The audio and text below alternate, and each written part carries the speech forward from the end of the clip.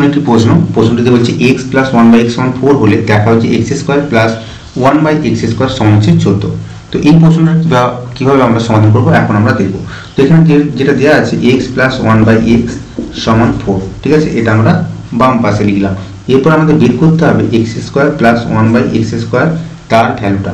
তো তাহলে দেখো এখানে আমাদের যেহেতু আমাদের a প্লাস বি দিয়ে দেওয়া আছে, তাহলে আমরা একটা সূত্র জানি a square plus B square সমান, আমরা জানি একটা সূত্র আছে a প্লাস বি তার হোল স্কোয়ার মাইনাস 2ab।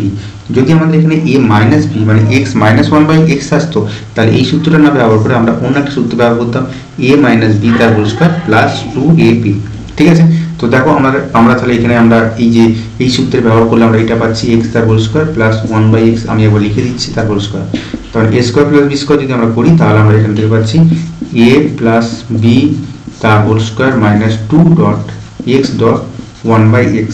তাহলে দেখো এখানে আমাদের x প্লাস 1/x এর ভ্যালু যাচ্ছে 4, তো তাহলে 4 তার হোল স্কোয়ার মাইনাস x কেটে যাচ্ছে 2।